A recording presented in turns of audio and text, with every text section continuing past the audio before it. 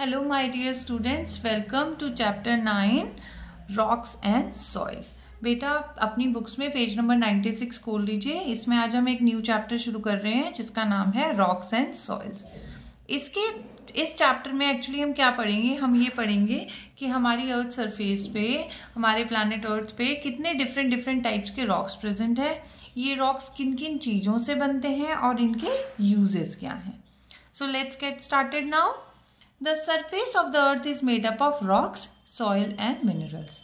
Surface of the earth के मतलब क्या है कि यहाँ जहाँ अर्थ के जिस हिस्से पे हम चलते फिरते हैं, रहते हैं, वो जो सरफेस है it is made up of rocks, soil and minerals. Soil is rich in nutrients and is home to many organisms. ये जो soil है ये क्या है, एक तो इसमें बहुत सारे न्यूट्रिएंट्स प्रेजेंट हैं और ये क्या है, it is home to many organisms. जैसे कि फॉर एग्जांपल रैबिट हो गया, स्नेक्स हो गए, बहुत सारे ऐसे इंसेक्ट्स हैं, बहुत सारे वर्म्स हैं, ये सारे के सारे कहाँ रहते हैं, ये सारे के सारे इसी सॉइल में रहते हैं। Rocks present in the soil are made up of grains of different sizes, colours and textures. अब इस सॉइल में जो रॉक्स प्रेजेंट हैं वो किन चीज़ों से बने हैं, वो डिफरेंट ग्रेन्स से बने हुए हैं। और ये ग्रेन्स डिफरेंट कैसे हैं, they are different in sizes, इनका अलग अलग साइज है, डिफरेंट कलर्स हैं और इनके टेक्सचर्स भी अलग हैं। टेक्सचर का मतलब है, हो सकता है उनमें से कोई ग्रेन जो हो वो स्मूथ हो सकता है कोई रफ हो, तो उसको हम टेक्सचर कहेंगे। These grains of naturally occurring substances are known as minerals. अब ये जो grains हैं जो naturally occurring substances के होते हैं, इनको हम क्या कहते हैं, इनको हम minerals कहते हैं। इस पॉइंट को थोड़ा और अच्छे से समझने के लिए हम यहाँ पे एक एग्जाम्पल कंसिडर करते हैं बेटा।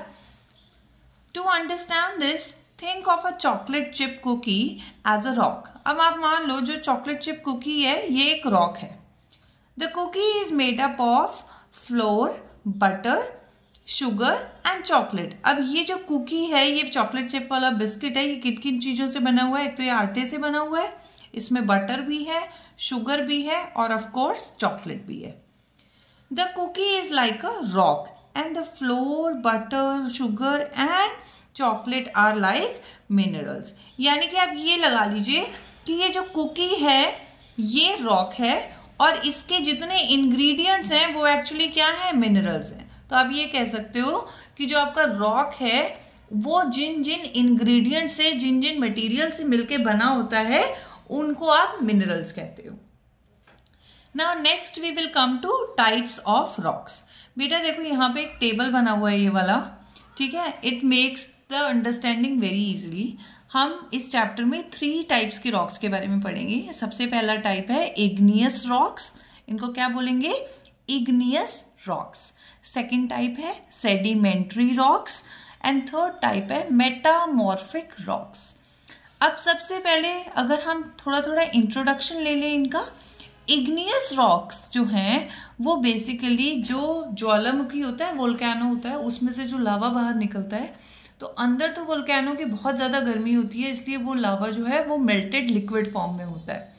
लेकिन जब वो बाहर आता है तो वो कूल डाउन होके सॉलिडिफाई हो जाता है, यानी कि वो ठंडा हो जाता है और जम जाता है। और वो जो जमने के बाद जो रॉक बनाता है वो कौन सा रॉक होता है, that is the igneous rock. यानी कि these rocks are formed by solidification of lava. Second type है सेडिमेंट्री रॉक्स। देखो बेटा सेडिमेंट्री में एक सेडिमेंट्स की साउंड आ रही है। सेडिमेंट्स का मतलब ही ये होता है कोई भी चीज जो कि एक लेयर के ऊपर दूसरी लेयर जमती जाए, इकट्ठी होती जाए। So basically the sedimentary rocks are formed by deposition of sediments. Next is metamorphic rocks. अब क्या होता है, किसी भी टाइप का चेंज, यानी कि ये जो इग्नियस रॉक है इसमें कुछ चेंजेस आए, या फिर ये सेडिमेंट्री रॉक है इसमें कुछ चेंजेस आए, तो ये थर्ड टाइप का रॉक बना लेते हैं। वो कौन सा होता है, metamorphic rock. So metamorphic rocks are formed by changes in igneous and sedimentary rocks. अब चलो हम वन बाय वन ये तीनों ही टाइप के रॉक्स को हम डिटेल में डिस्कस करते हैं। We will get started from igneous rocks. The word igneous means resulting from or produced by the action of fire. Igneous word को आप ऐसे करके बेटा अपनी पेन नहीं यूज करना है, आपने पेंसिल से इसको आप अंडरलाइन कर लो। और igneous का मीनिंग है कि ऐसी कोई चीज जो कि एक्शन ऑफ फायर यानी कि फायर की वजह से प्रोड्यूस हुई हो। Igneous rocks are rich in minerals like mica, feldspar and magnesium. Igneous rocks में कौन कौन से इंग्रेडिएंट्स होते हैं? मिनरल्स क्या होते हैं? रॉक्स के इंग्रेडिएंट्स। तो igneous रॉक किन किन मिनरल से बना होता है?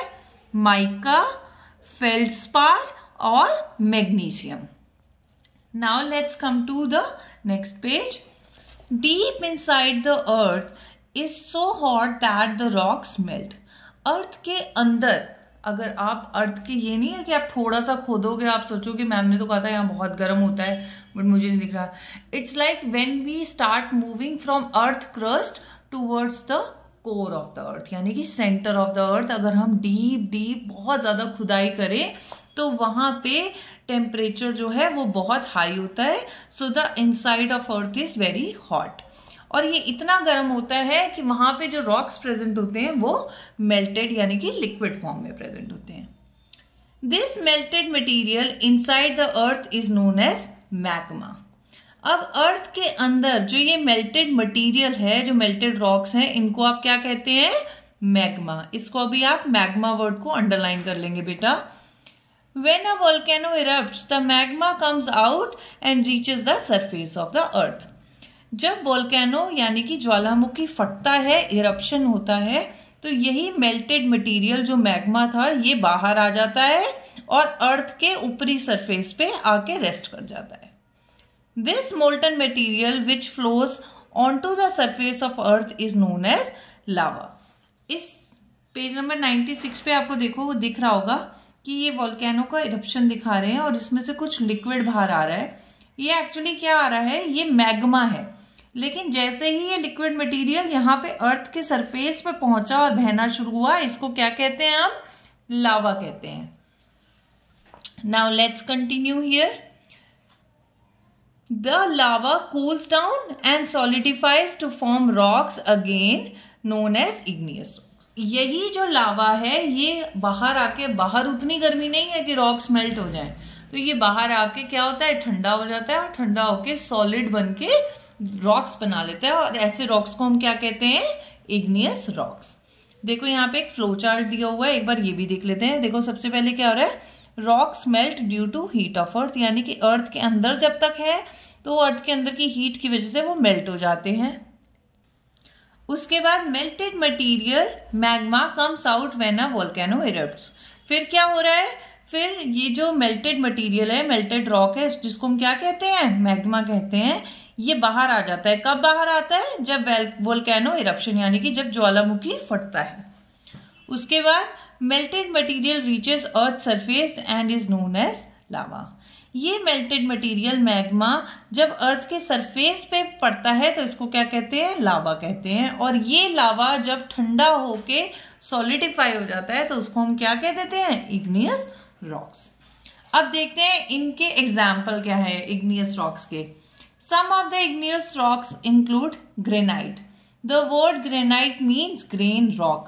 It is formed by slow cooling of lava. It is coarse grained. यानी कि आपने अपने घरों में जो स्पेशली आपके घरों की फ्लोर्स होते हैं या आपकी किचन की जो स्लैब्स बनी होती हैं वो मार्बल पत्थर की बनी होती हैं।